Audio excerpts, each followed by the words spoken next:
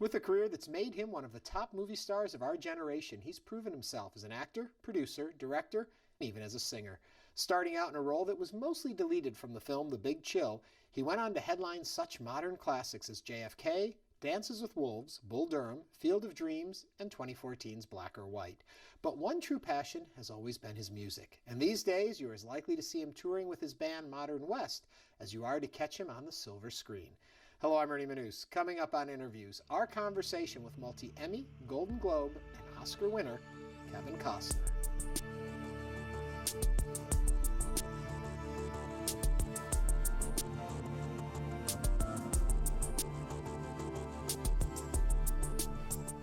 How important is storytelling to you?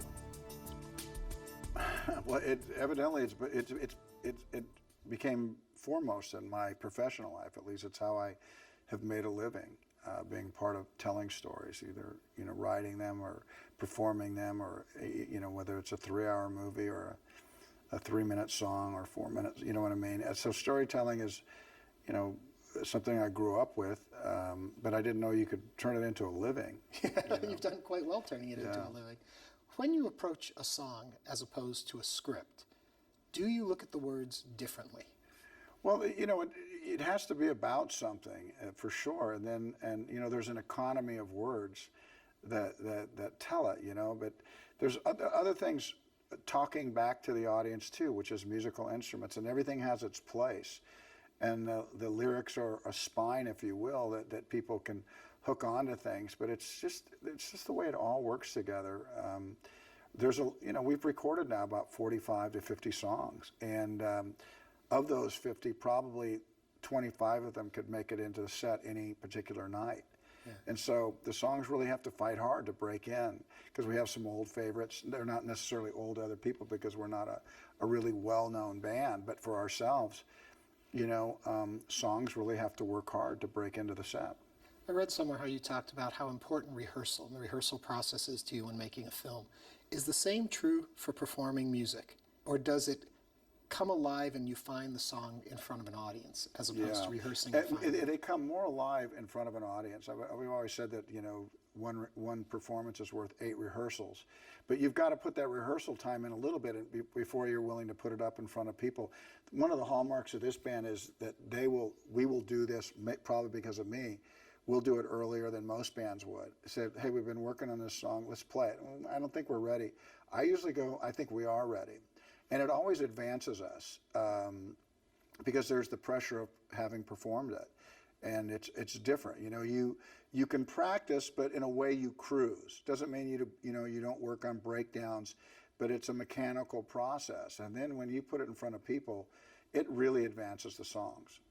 Take me all the way back, as I understand it. Everyone knows you as the actor. Right. But really, you started with music. I did. I think probably a lot of actors have, so to speak. In my instance, mine was very basic. It starts in the church, the Baptist church. My grandmother was the piano player. My mom was in the choir. Her sister was in the choir.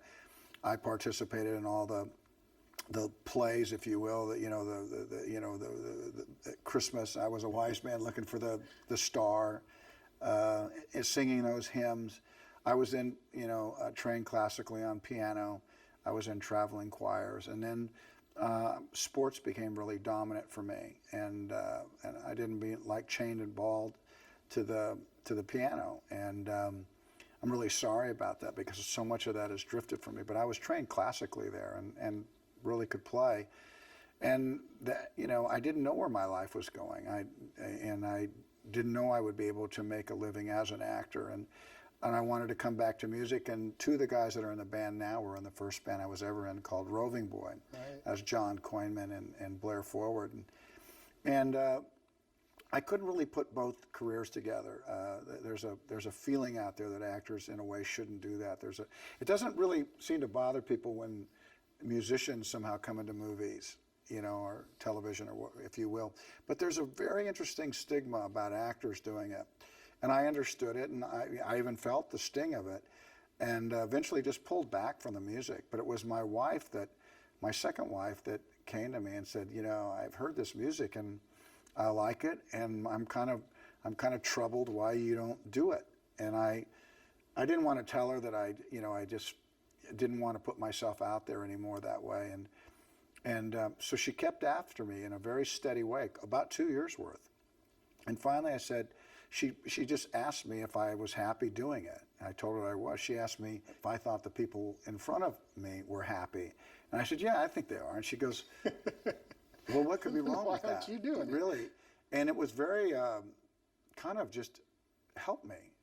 Yeah. It just took a decision away from me. And so about 9 years ago, we put Modern West together. And I started with the two guys in my first band, and we expanded out. And there's been no grand plan. I mean, the fact that we've made 5 records now and that we've toured for money was not part of it wasn't part of the plan. And in a way, that's been a lot of my life, that I don't always have a master plan. I have this feeling about what it is I want to do. I want to be an actor. And I go work towards that end. You know, I'm in the process of going to release a book in the fall called The Explorers Guild. I'm a co-writer on this with John Baird.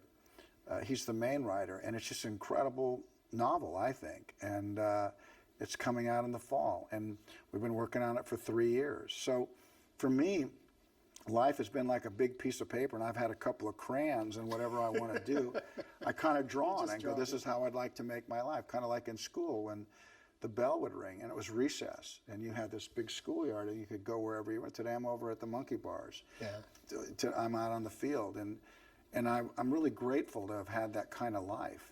Over the period of doing this show, I've talked to a lot of people who fall into the creative world. And what I find so fascinating is so many of them are creative in multiple ways, that we know someone maybe as an actor or a singer, but creativity seems to be bigger than that, and they can find other avenues to go. Do you find that that's true? Well, sometimes I can't draw, so I wouldn't ask anybody to look at my drawing or whatever, you know. I mean, you know, in sports, I love sports, but there's not all sports I can play, and nor would I try to portray them in a movie. You have to kind of understand what it is you think you can do. I mean, when we're little, our mom tells us we're the fastest little boy, and we feel that, right? When we take our shoes off, we feel really fast running in the grass. And then we get to 3rd grade, and Bob is faster than us. And we go, what happened? My mom told us I was the fastest. So you're not going to run in the Olympics probably. Right. So you have to know some things you're not going to be able to do. On the other hand, you say to yourself, there might be some things that I wasn't necessarily trained for, because I went into college, I went into marketing and in business, and it wasn't doing it for me. I like marketing, I like business, I like talking about how you want to talk about something that you have and you think other people will enjoy it the same. That's like at its basis, you know, marketing. I think you'll like this too. I could sell Twinkies. I could sell the hell out of Twinkies because I like them. I know they're probably not very good for you, but I like them. I like them a lot. And I like to freeze them. So I'd like to put them in the microwave. I could sell those things for Hostess because they're good. Anyway, and they're better with milk. See, now I want a Twinkie. Now you want one. See, I'm telling you. But, you know, I'm in college, and I think there's something else I can do. Now, I haven't been an actor in the, you know, before that. So it's like, oh, well, you know, it's like, well, if you don't have that kind of training, you can't go do that.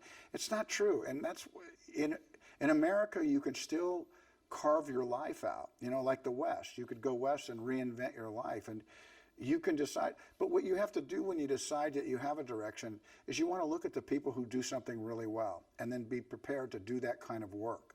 And a lot of times that means you're going to have to just re-educate yourself. Yeah. You have to kind of immerse yourself in the things that you want to do. You might not be a great carpenter, a finished carpenter, but some people feel like they have an aptitude and they can do that.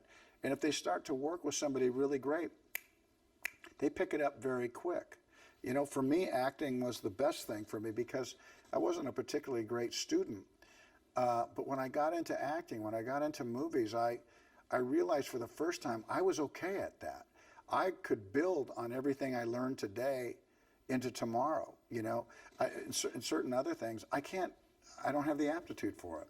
Let me jump here and ask you, so early on you do Big Chill, and everything almost is cut out of what you do. Right. Does that affect the way you're looking at your career? Do you think, oh, no, God, I had a bigger view of my career. I mean, obviously would have liked to have been in that movie because it was a big hit, but I knew when I got the part that things were going the right direction for me. I didn't always need the outcome. Of course I wanted to be in it, but I wasn't devastated by that. Yeah. Had I been somebody in the town where it was shot, we shot in Beaufort, South Carolina, had somebody plucked me off the street and said, hey, we're going to give you a couple lines in this movie, then I tell everybody about this movie, I can't wait for it to come, and then I don't make the final cut. I might be devastated. That might be my only chance. I didn't think it was going to be my only chance. I thought I was going to have my turn, and I was very content to wait. There was a lot of people in my career that said that this is time to really kind of jump on this thing and do some publicity, even though you're not in the movie. That felt very disingenuous to me. I felt like, no, I will have my moment. And of course I did. And then that movie actually became almost folklore. You know, I mean, Yeah. a lot of the Trivial Pursuits, you know, so stuff. Does it ever surprise you, looking at your career, to the height you've gotten to? I mean, do you ever step back and say, wow, I'm one of those guys? Yeah. Well, I wanted to be. I didn't know that I would be. I never thought about being the top guy, and there was a moment in my career where people said that's who I was. But I always wanted to be in the kind of room where decisions were made. Mm-hmm. You know, because that somebody's always going to be somewhere. But I wanted to be where I don't have to ask anybody about what it is I do. And I've really conducted my career that way. But it's work. I work at it really hard. I stay up late. I think about the work. I like, the same reason I like rehearsal. I like rehearsal and acting. I like the script. I like the mechanical parts of our business. We have the thing called the red carpet. We have the thing called the premiere, and I'm not immune to enjoying that. But that is not a driving force in how I've conducted my career. I like to take my parents, my wife, my kids, my friends, for them to be on the red carpet and hear people shouting, and they're like, woo, woo, woo. I can see how fun that is for them. Yeah. And so I'm able to afford that for them. But it's not something that actually helps me get up and go to work, knowing that kind of, you know, that part of the ice cream cone. When you talk about being in control and crafting what you're doing in your projects, what I find very interesting is how much music did play a part in the projects you do. Yeah. Even before you get to being a musician again, it is important to you in telling a story. Yeah, it is. I mean, you might be talking about just the placement of songs. I might be. You know, whether it's needle drops or in an instance something like Bodyguard, or just the composer you pick and having to tell them, a world-class musician, no, I don't want that cue. You have to, wow, you know, you're talking to a, you know, music is I think we all do well with music, you know, and I've been able to have it accentuate some of the things that I've been able to do. When you step away from doing music with everything that comes with a film, and now you're standing up on a stage with just the song, is that different for you? It's different, yeah, because if you don't sing, nobody else is. Band will just keep playing. Are you going to sing? Somebody's like, God, did he forget the words? Which is possible, you know. I've looked at my band sometimes, and I look over at one of them, they look at me, and I go, what's the word? And he goes, they just turn away like, oh my God, they're in their own zone. I'm thinking, wow, thanks a lot. Yeah. You know, our songs are very lyrically oriented and lyric heavy. And, you know, it's just nice to play live. There's this exchange that happens, and it's honest, it's authentic. And no one is, it's like a high tide. You're not going to stop it. It has to carry on. Yeah. It's coming. Hatfield and McCoy fascinates me on many levels. And initially, the fact that this drama is on the History Channel and kind of redevelops how we're learning our history through programming like that. Yeah. And then the music in it, and then you go off and do the album related back to it. The whole thing fascinates me. Yeah. I think it's a wonderful idea. Yeah, it's a real concept record. You know, the score is John Debney, but he ended up taking 3 or 4 of our cues and expanding on them. But every day I was having an experience with that movie, and I just began to write a lot of lyrics, a lot of poetry. And because it was such a violent moment, and I was like living it every day with the beard, with the pipe, with everything. And I brought Park over to Romania, and we just started making music, and Park really started to get into it. And I'm very proud of Famous for Killing Each Other, that record. It's a really powerful one. It's concept in the fact that every song on it has to do with that moment in time. My daughter's even on it. Yeah. She writes a song called O'Malley May, and it's really a record I think people would enjoy listening to. Down here, Hatfield and McCoy, can't say one without the other. Hatfield and McCoy, famous for killing each other. And how it all began, can't nobody say. When you make a stand, you never back away. Looking over the arc of your life and the films you've made to the songs that you've recorded, do they tell us about you, the person? Are they tied to where you are as a person in the time, or are they just projects? I don't know that. I don't know that the linkage is. It's not like I don't have a record that's my blue period, okay, or my or my Arc de Triomphe. I don't have that. I mean, to be sure, I've had some songs that have probably have come out of my own life experiences, but it wasn't like I was looking to emotionally vomit. You know, I've got to get this out.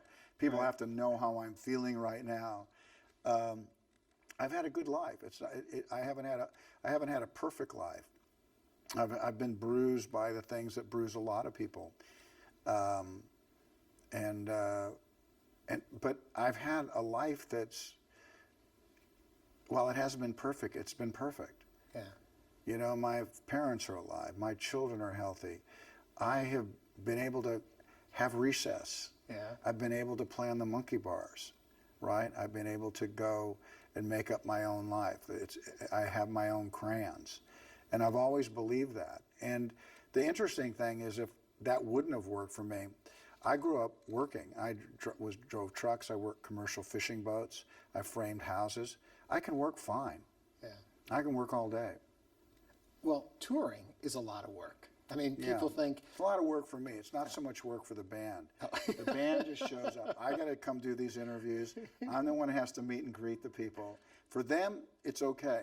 Yeah. But riding on the bus, there is a, and I do that because I'm entrenched with my band. Yeah. I go on the road, we go. And so, we've been doing this for 10 years. Now, we could easily play 200 days a year plus.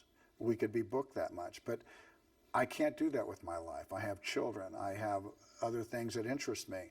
So we play 30, 40 times, maybe 30 times a year. Yeah. The band would like to play more. I'm not saying I wouldn't like to play more, but it wouldn't. My life wouldn't be richer because of it. My life is richer because I can see my kids play Little League, and my daughter go to ballet, and I can be with my friends in a different way. I just do this because I like it. Yeah. And I like it so much I have to make sure that other things in my life that need attention don't suffer because of something I like. Right.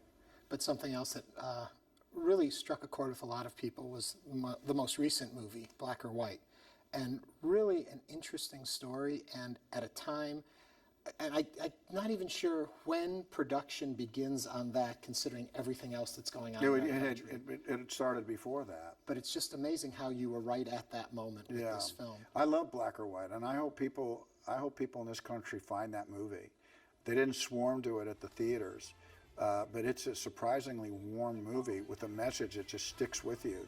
What gets said in that movie is what I think a lot of people wish they could say. And there's a lot of love in that movie. And the great thing about movies is that movie's there forever now. I financed that movie myself. I felt it was important that people see it. It didn't ring as a big commercial movie to a lot of people, but I think it will be a very heavily watched movie. And I hope that just by interviews like this, that people listen and maybe haven't seen Black or White, they go, wait a second, I think I'd like to see this.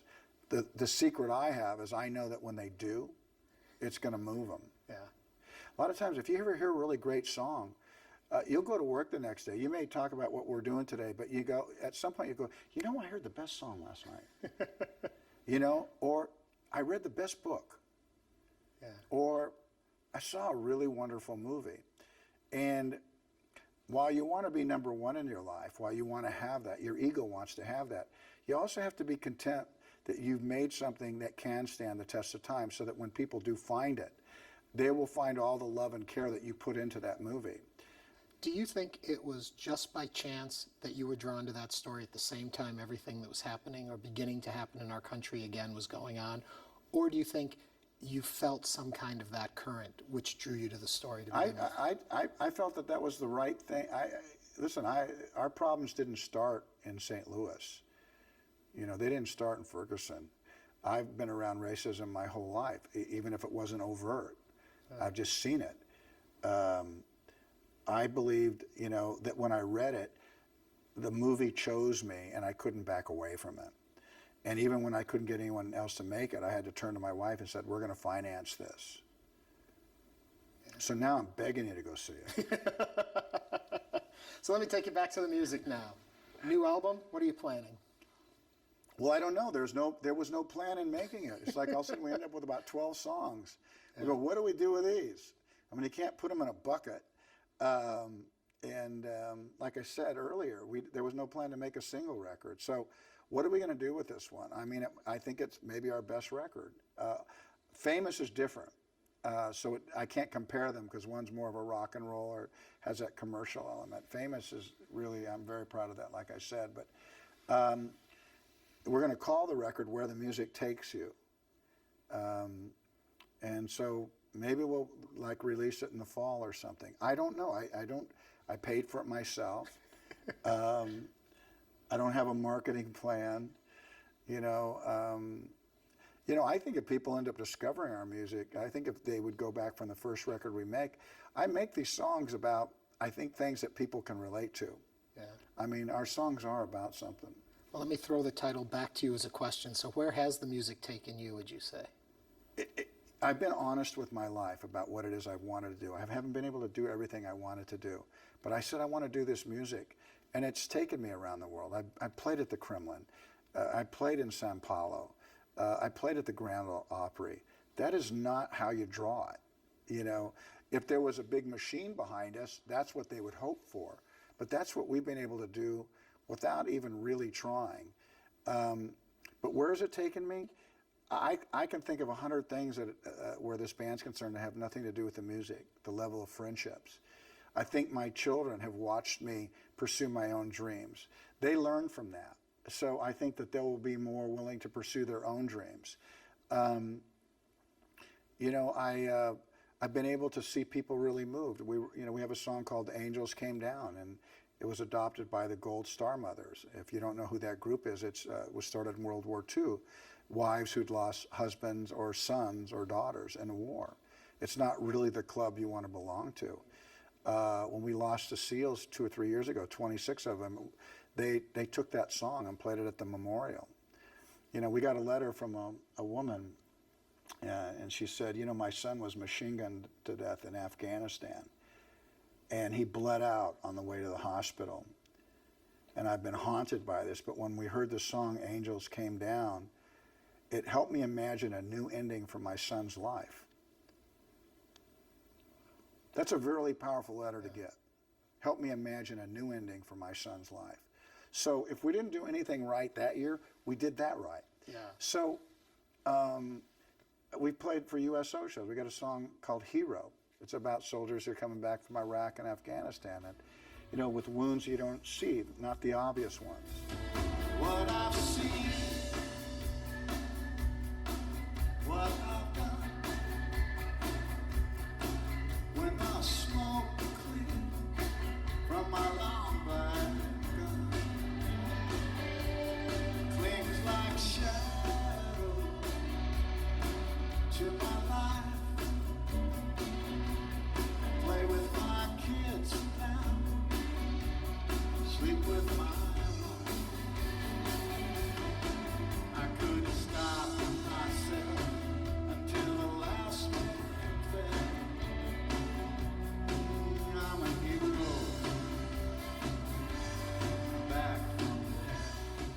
some of the songs we do really have an impact on people. We have a chance when we do something. You know, when I make a movie, there's a chance that it can live forever. Sometimes it's about popcorn. Sometimes it's about just making out, because that's what the movies are good at. And sometimes something gets said. Sometimes there's an image, there's a moment, there's a turn of a sentence that becomes something you never, ever forget. And when movies are working at their very best, that's what they can be about. And Black or White is about that. There's some things in there that might help people with the dialogue going forward. Hero's a song that might help people. I know Angels is. Yeah. And some of our songs are about, you know, drinking on Saturday night. So it's not that one is more important than the other. It's that you sing for joy and you write for impact. Yeah. You know? Well, thank you for all the joy, all the impact you've given us. I want to let you go. You got a show tonight here at the Stafford Center. Right. So are you going to watch tonight? We're going to watch. You are? Good. The whole crew? I hope so. Okay. Thank you. All right. Kevin Costner. Thanks.